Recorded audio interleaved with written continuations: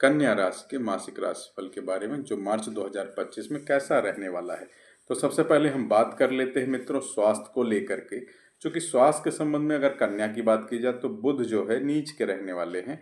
और बुध नीच के रहने का मतलब ये है लग्न के स्वामी होने के कारण बुध जो नीच के हैं तो लग्न होता है शरीर का और शरीर यहाँ पर होता है प्रभावित। तो अगर आपको बात की जाए तो स्वामी जो नीच के हो जाते हैं तो लग्न प्रभावित है, मतलब शरीर प्रभावित रहेगा। स्वास्थ्य भी उसी हिसाब से प्रभावित रहने की स्थितियों में रहता है। साथ ही साथ हम बात कर लेते हैं यहाँ पर मित्रों अब आगे की तरफ चलते हुए, चूंकि राहु और केतु की दृष्टि यहाँ पर लग्न के भाव में रहने वाली है। तो लग्न के भाव में अगर राहु और केतु की भी दृष्टि रहेगी तो उससे क्या होगा, उससे यह होगा कि आपका स्वास्थ्य और भी प्रभावित रहेगा।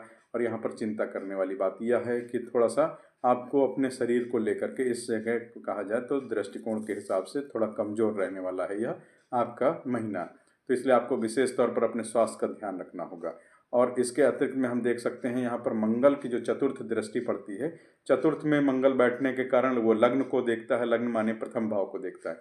और प्रथम भाव को देखने के कारण बात कर लेते हैं तो यहाँ पर स्वास्थ्य फिर से प्रभावित होता है और आपको रक्त के संबंधित भी थोड़ी सी समस्याएं हो सकती हैं, जैसे हाई ब्लड प्रेशर वगैरह है। अगर आपको पहले से शिकायत रह रही है तो इसको विशेष ध्यान रखने लायक है, सावधानी बरतने लायक है, नहीं तो फिर आपको समस्याएं हो सकती हैं। इसके अतिरिक्त में क्या है, राहु और केतु है तो यहाँ पर आपको सिर दर्द भी रह सकता है, बुखार रह सकता है, थोड़ा सा आपको अगर कहा जाए तो दिक्कतें बनी रहेंगी। और मंगल ग्रह वाला भी प्रभाव आपके साथ में कुछ परेशानियां देने की स्थितियां बनाता है।